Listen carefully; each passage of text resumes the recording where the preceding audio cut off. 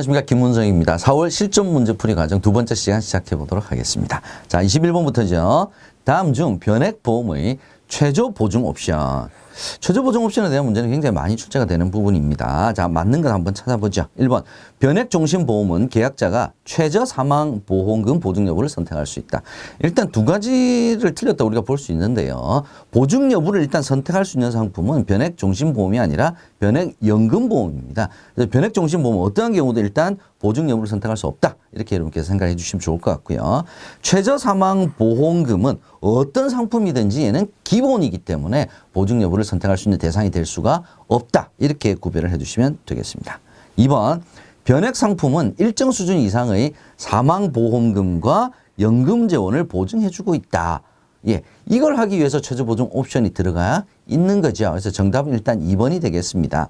그럼 3번, 4번 뭐가 틀렸는지 한번 살펴보죠. 3번, 보증 내용과 보증 비용은 회사별로 다 다릅니다. 상품이 다 다르고요. 회사마다 다 기준이 조금씩 다르다. 이렇게 보셔야 될 것 같습니다. 4번, 변액 유니버셜 보장형. 보장형은 보장성이죠. 그래서 기납입 보험료로 최저 사망보험금을 보증하는 것이 아니라 기본 보험금으로 최저 사망보험금을 보증을 합니다. 22번 보겠습니다. 다음 중 변액종신, 변액종신보험에 대해서 틀리게 설명한 것 찾아보겠습니다. 1번, 피보험자 사망 시 기본보험금 이상으로 사망보험금을 지급을 한다. 맞죠? 최저보증 기본 사망보험금에 대해서 최저보증했죠. 그래서 실적에 따라서 그 이상 받을 수도 있기 때문에 일단 기본보험금 이상으로 지급을 합니다. 2번, 사망보험금과 해지환급금을 최저보증. 사망보험금은 최저보증하는 거 맞습니다. 그러나 어떠한 경우도 어떠한 상품이라도 해지환급금에 대한 최저보증은 없습니다. 그죠? 이 부분 많이 출제가 되는 지문이죠. 꼭 여러분께 기억을 해 두셔야 될 것 같습니다. 일단 정답은 2번이 되겠네요. 3번, 고객의 투자 성향에 따라 운용할 펀드를 직접 선택할 수 있죠. 지시를 직접 할 수 있는 것은 아닙니다. 4번, 해지환급금과 사망보험금의 계산 주기는 서로 다릅니다. 변액종신보험은 일시납보험 추가가입 방법으로 변동보험금을 계산하기 때문에 사망보험금의 계산 주기는 매월 1회죠. 해지환급금은 매일 계산이 되기 때문에 계산 주기는 서로 다릅니다. 23번 보겠습니다. 변액연금보험에 대해서 맞게 설명한 것은 어떤 게 맞는지 보겠습니다.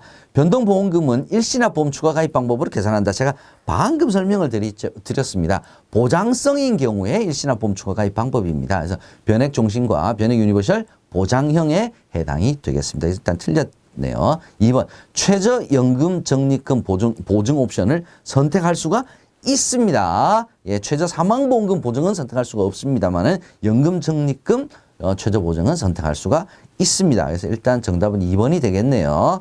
자, 3번, 4번 뭐가 틀렸는지 보겠습니다.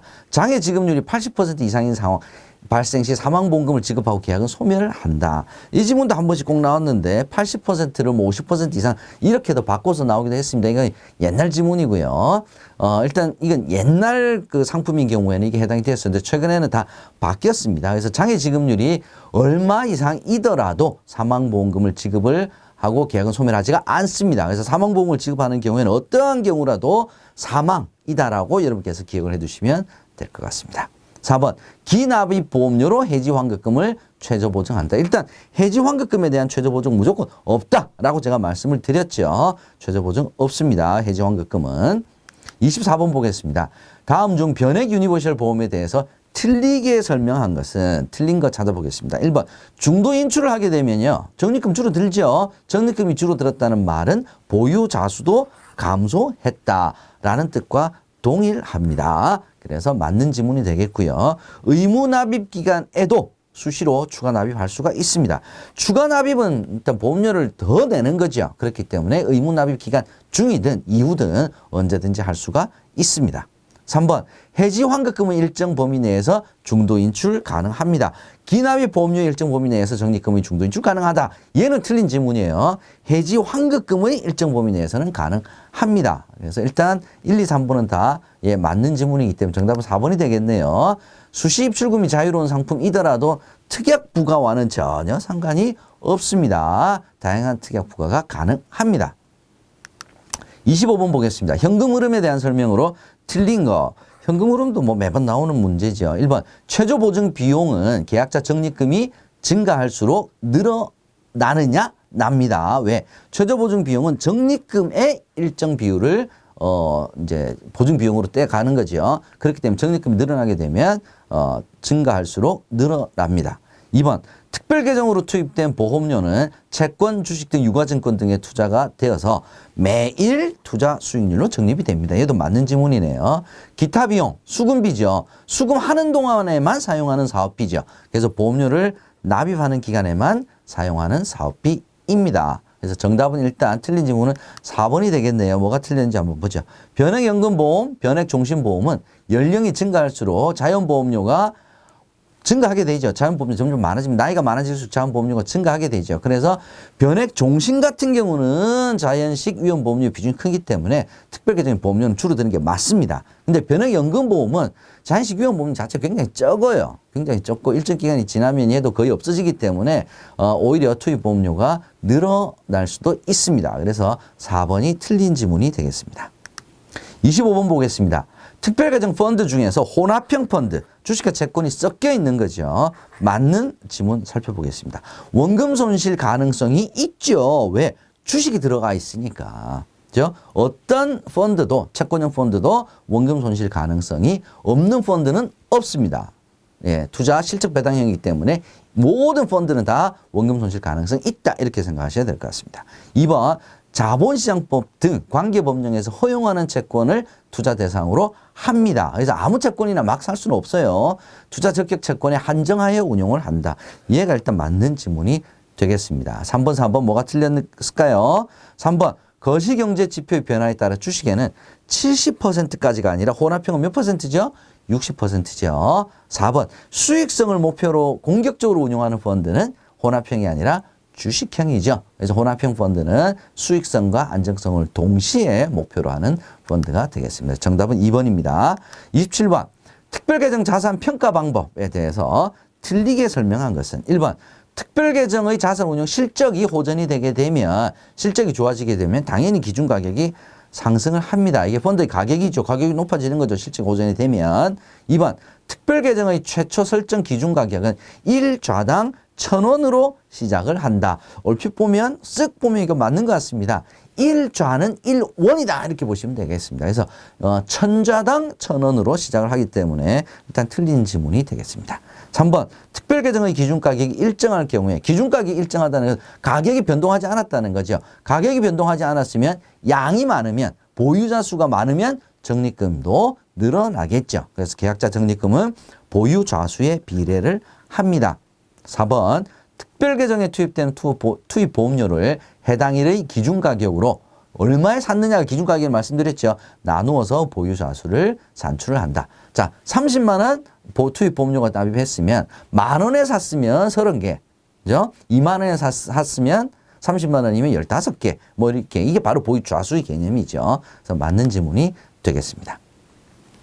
28번, 변액보험의 자산 운용에 대해서 틀리게 설명한 것은 1번, 보험료를 추가 납입하게 되면 당연히 보험료가 늘어났으니까 보유 좌수도 증가를 하게 됩니다. 기준 가격이 상승을 하게 되면, 가격이 오르면 보유 좌수와는 전혀 상관이 없습니다. 보유 좌수는 동일하더라도 가격이 올랐다. 그러면 전체 적립금 늘어나겠죠. 그래서 기준 가격이 상승했다는 것은 좌수하고 상관없이 가격이 올랐다는 뜻입니다. 그래서 일단 틀린 지문은 2번이 되겠습니다. 3번, 특별계정의 투자 실적이 호전이 되게 되면 기준 가격은 상승합니다. 4번, 중도 인출하게 되면 그만큼 개수를 줄인 거죠. 보유 좌수는 감소한다. 맞는 지문이 되겠습니다. 29번 살펴보도록 하겠습니다. 다음 인터넷 변액보험 공시실의 조회 내용에 대해서 틀리게 설명한 것은, 틀린 거 한번 찾아보죠. 기준가격 1,892.87원. 전일 대비 1.74 기준가격이 올랐네요. 누적 수익률은 1,000원에서 시작해서 1,892원이 됐으니까 89%.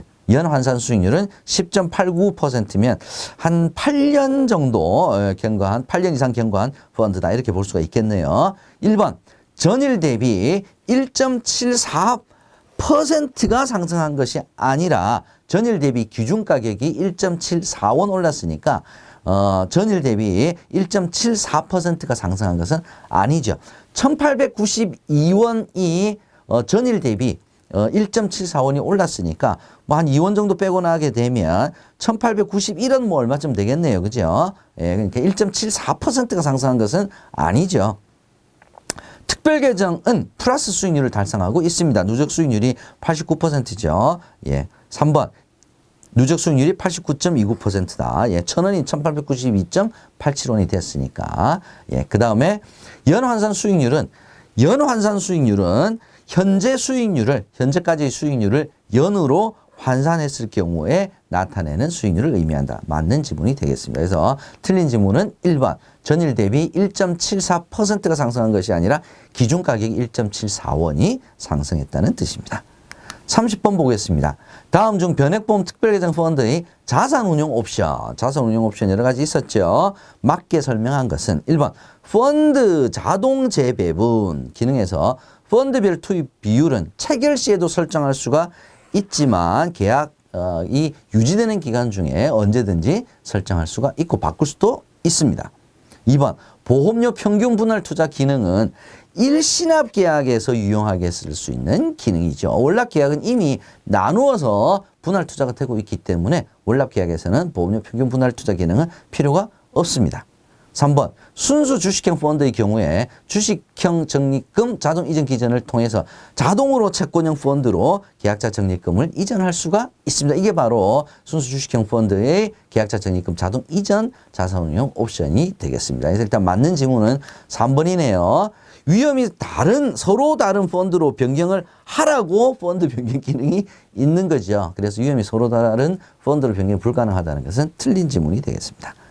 31번 보겠습니다. 보험료 납입에 대한 설명으로 맞는 거. 보험료 납입에 관련된 문제도 굉장히 자주 출제가 되는 부분입니다. 자, 맞는 거 한번 찾아보도록 하겠습니다. 1번 변액종신보험은 월납 오케이. 분기납, 연납, 일시납 가능하지가 않죠.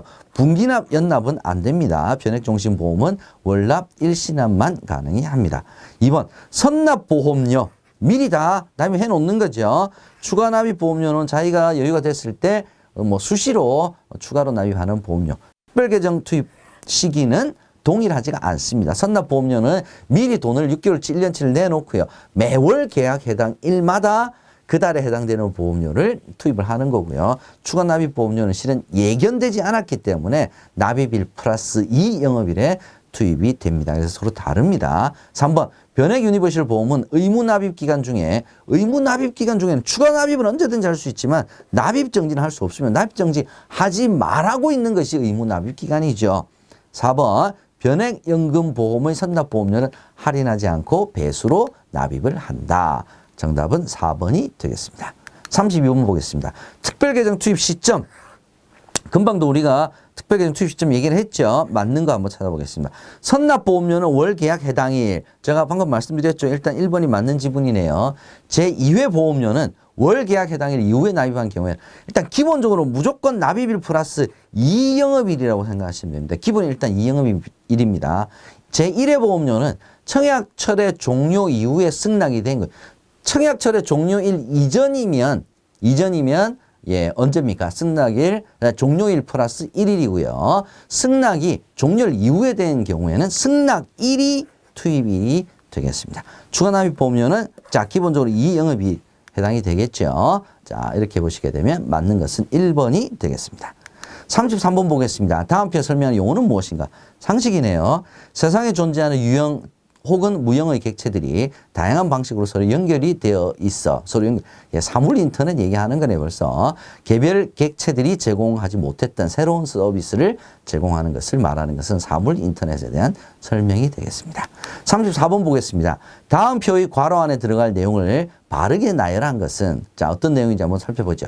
계약자가 제2회 보험료를 납입기일까지 납입하지 아니하여 보험료 납입이 연체 중인 경우에 회사는 며칠 이상 의 기간을 납입 최고 기간 14일이죠. 보험기간 1년 이내인 경우에는 7일.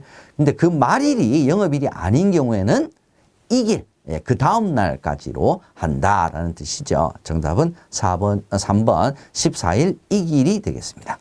35번 보겠습니다. 보험계약 대출에 대한 설명으로 맞는 것은 보험계약 대출에 대한 문제의 비중이 조금 많이 좀 출제 비중이 높아진 것 같은데 유의해서 좀 살펴보시기 바랍니다. 맞는 거 한번 찾아보죠. 1번 변액보험의 보험계약 대출이자 전액이 특별 계정으로 투입이 되는 것이 아니라 수수료는 빼고 특별 계정으로 투입이 되는 것이니까 1번 일단 틀린 지문이네요. 2번 대출 상환 금액은 상환 즉시 특별 계정으로 투입되는 것이 아니라 상환일 플러스 또 기본 2영업일에 투입이 되게 됩니다. 그래서 2번도 일단 틀린 지문이고요. 3번 해당 계약의 기납입 보험료 범위 내가 아니라 해지 환급금 범위 내에서 보험계약 대출을 받을 수가 있습니다. 일단 정답은 4번이 되겠네요. 보험회사는 보험계약이 해지될 때 해지 환급금, 만약 해지될 때까지 보험계약 대출을 상환하지 않았다면 해지 환급금에서 원리금을 차감할 수가 있습니다. 그래서 해지 환급금이 고객에게 지급되는 금액이죠. 그래서 3번 지문에서처럼 보험계약 대출도 계약자가 받아갈 수 있는 돈의 최대액인 해지 환급금 범위 내에서 계약 대출을 해주게 되는 것입니다. 36번 보겠습니다. 펀드의 폐지할 수 있는 경우가 몇 가지 있었죠. 예, 이 부분 전환이도의 문제입니다. 꼭 확인해 주십시오. 틀린 거 1번 폐지될 사유로 인해 계약자가 펀드 변경을 요구하게 되면 당연히 펀드 변경을 해줘야 되겠죠. 누가 원인을 제공을 했습니까? 폐지는 회사가 제공한 거죠. 그래서 수수료를 청구하지 않습니다. 맞는 지문이죠. 2번 자산 가치의 변화로 인해 효율적인 자산 운용이 곤란해질 경우에 폐지할 수 있습니다. 3번 보험회사는 각 특별계정 펀드를 폐지할 경우 안내문을 작성해 당연히 서면으로 통지를 해야 됩니다. 4번 폐지 시에 계약자가 만약 펀드 변경을 신청하지 않았어요. 않으면 유산 펀드로 회사가 임의로 옮길 수는 있지만 계약을 해지할 수는 없습니다. 네, 펀드 변경 안 했다고 해지하면 안 되겠죠. 37번 보겠습니다. 자, 수시공시 항목. 수시공시 항목은 중대한 거액의 굉장히 이게 수시공시는 즉시 하는 거죠. 얼마나 중대한 상황이면 그렇겠습니까? 그래서 파생상품 거래 등으로 인한 거액의 손실, 아주 중요한 키워드 바로 수시공시 항목에 해당이 되겠습니다. 이제 나머지 2, 3, 4는 정기공시 항목이죠. 38번 보험계약 관리 내용 제공 주기는 일단 기본 예는 분기. 예, 기본적으로 제공 주기 그러면 기본적으로 분기다라고 여러분께서 생각을 해두시면 되겠습니다. 분기 1회죠. 39번 보겠습니다. 자, 변액보험 관련 비용 중에서 적립금에 비례하여 차감하지 않는 것은 일단 위험보험료는 적립금에 비례를 하는 것이 아니라 기본보험료에 비례를 하게 됩니다. 나머지 보증비용, 최저보증비용, 운용보수는 다 적립금에 비례를 하게 되는 것이니까 얘는 암기를 좀 해주시면 좋겠습니다. 간혹 한 번씩 나오는 좀 헷갈릴 수 있는 부분 있죠. 자, 마지막 문제 한번 살펴보겠습니다. 변액보험에서 예금자 보험에 따른 보호 대상 모두 고르시오. 일단 특약은 일단 일반 계정에서 운영을 하게 됩니다. 그래서 보호 대상에 해당이 되고요. 최저보증 보험금도 예금자 보호 대상에 추가가 되었죠. 그래서 변액보험에서 예금자 보호 대상이 되는 것은 선택특약과 최저보증 보험금이 해당이 되겠습니다. 당연히 해지환급금, 계약자 적립금은 계약자의 책임에 의해서 운용이 되는 부분이다. 이렇게 생각하시면 되겠습니다. 자, 이렇게 해서 2022년 4월 실전 문제풀이 여러분과 함께 했습니다. 변액보험은 다시 한번 말씀드리지만 과거에서 출제되었던 문제 중에서 많이 언급이 계속되고 있습니다. 그래서 똑같은 정답 지문이 아니더라도 비슷한 지문들이 계속 반복이 되고 있기 때문에 여러분들이 지문을 많이 연습을 하시는 것이 빨리 쉽게 합격할 수 있는 최고의 지름길이 아닐까 하는 좋은 말씀 드리면서 오늘 실전 문제풀이 과정 마치도록 하겠습니다. 여러분 수고 많이 하셨습니다.